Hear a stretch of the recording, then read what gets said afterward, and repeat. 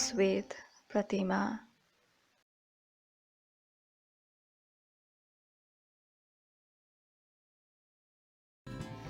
यो कुरा हो त्यो बेलाको जब म जवान हुने गर्थेँ।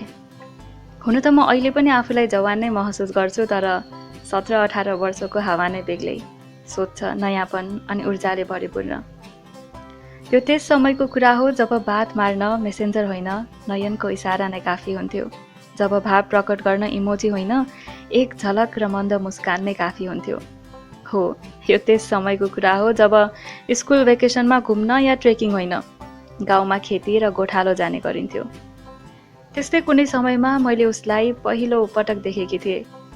अझै पनि त्यो दिन सम्झिँदा मेरो शरीरको हरेक कोशिका खुसीले नाच्दछ, झुम्दछ। तर साथै मुटुमा कुनै तीखो सियोले गोपे चाहिँ चसक्क पनि दुख्छ। अचम्मकै छ यो मुटु पनि, एकै पटक सयौं भाव महसुस गराइदिन्छ। त्यस दिन म खेततिर जाँदै थिएँ। 5-6 बाख्रा अघि अघि, म तिनका पछि पछि, आफ्नै तालमा हिँड्दै थिएँ। परबाट आवाज आयो, ए कान्छा, तेरो बाख्राले मकै खायो। साइली बैको रहेछ। साइली बै उमेरमा 70 पुगे पनि बोली भने उस्तै कडक छ। बाली नाली उनलाई आफ्नो ज्यानभन्दा पनि प्यारो लाग्छ।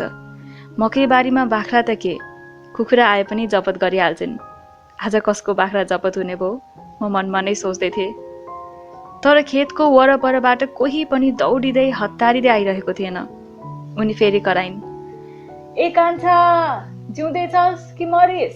तेरो बाख्राले मकै खायो। आज कसको बाख्रा बलि चढ्ने भयो, भित्रभित्रै म मनोरञ्जित भइरहेको थिएँ। हस्याङ फस्याङ गर्दै परबाट ऊ दौडिँदै आइरहेको थियो। त्यस दिन मैले उसलाई पहिलो पटक देखेकी थिएँ।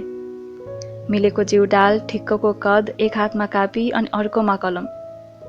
गोठालोको हातमा लाठी पो हुन्छ त, तर उसको हातमा कलम थियो। सायद त्यही कुराले मलाई आकर्षण गर्यो। दौडी ऊ रहेको थियो, तर मुटुको धड्कन मेरो बढ्दै थियो। हस्याङ फस्याङ ऊ गर्दै थियो, तर सासको गति मेरो पो तेज हुँदै थियो। यदि ऊ बेला अहिलेको चाहिँ नेटफ्लिक्स र चलचित्रको क्रेज भएको भए र म चलचित्र प्रेमी भएकी भए, कुछ कुछ होता है को म काजोल हुने थिएँ र ऊ शाहरुख खान। त्यस्तो पनि हुने रहेछ। कसैसँग नबोली नभेटी नजानी पनि गहिरो निकटताको भाव छचल्किँदो रहेछ। साइली बै रिसले मुरमुरिँदै थिइन्। ऊ भने घोसे मुन्टो लगाई चुपचाप सुनिरहेको थियो।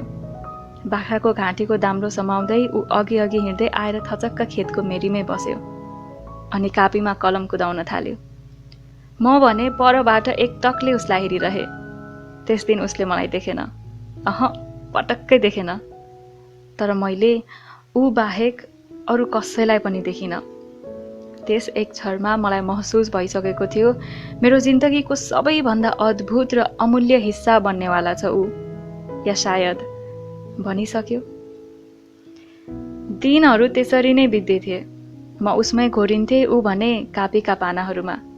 कति पटक त उसका बाख्रा साइली बैको बारीमा जानबाट पनि बचाएकी छु, तर उसलाई कहाँ थियो र कुनै अत्तो पत्तो। एक दिन त बोल्ने अठोट नै गरी नजिक गएर सोधे, के लेख्दैछौ? उत्तर शून्य। फेरि अलि ठुलो स्वरमा सोधे, के लेख्दैछौ तिमी? उसको शिर मतिर फर्क्यो। करिब 5 सेकेन्ड, सिर्फ 5 सेकेन्डको लागि उसका र मेरा आँखा जुधे। यदि कसैले मलाई मेरो जिन्दगीको सबैभन्दा अमूल्य क्षण कुन हो भनेर सोधे, म त्यही 5 सेकेन्ड भन्छु। कालो नयन थियो उसका, औँसीको रात्रिको झैँ कालो अनि गहिरो। भनिन्छ कालो नानी भएकाहरू असल र गुणी हुन्छन् रे। त्यस कुरामा कति सत्यता छ अझै जान्न बाँकी नै थियो। जिज्ञासु रहिछौ, मुसुक्क मुस्कुराउँदै उसले भन्यो। उसकै छेउमै थचक्क मेरीमै बसे। मेरो भूत वर्तमान भविष्य सबै त्यही रोकियो, सबै उसको त्यही मुस्कानमै अड्कियो। कथा लेख्दैछु, पढ्छौ? कसरी नाइ भन्न सक्थे। पानामा उतारिएका कथा मात्र होइन, उसका जीवनका हरेक पाटो र कथा पढ्न चाहिरहेथे म। त्यस दिन हाम्रो केही गफगाफ भयो। पल्लो गाउँको रहेछ ऊ।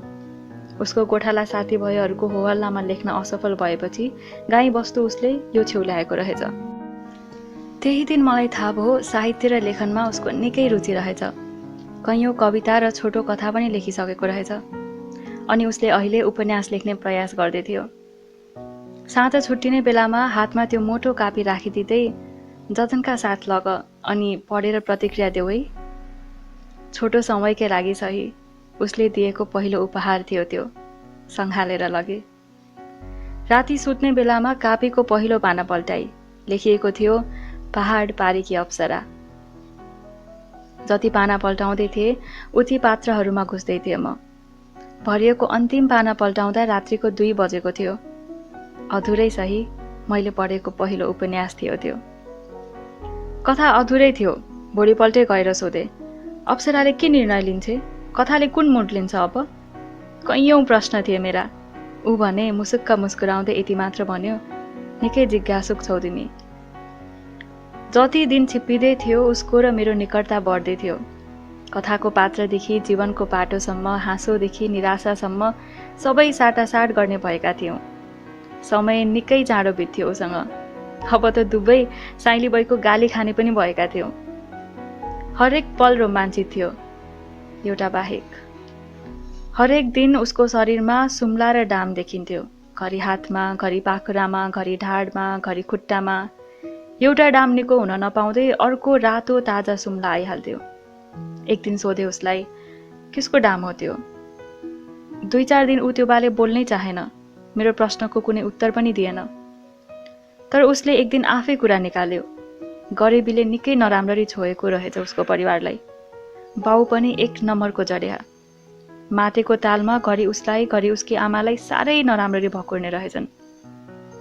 गरिबीकै फन्दामा परेर उसको बाबुले पढाउन नसक्ने र खेतीपाती गर्ने भनेर उसलाई भन्ने रहेछन्। तर ऊ भने एकहोरो लेखनमा घोरिँदा बाउ रिसले सधैँ कुटपिट गर्ने रहेछन्। ऊ भन्थ्यो, मलाई पहाड पारीको संसार हेर्नु छ, साहित्य र लेखनमा नाम बनाउनु छ, संसारको हरेक पुस्तक पढ्नु छ, नयाँ मानिससँग भेट्नु छ, अमूल्य जीवन ज्ञान सिक्नु छ, धेरै पढ्न लेख्न चाहन्छु म।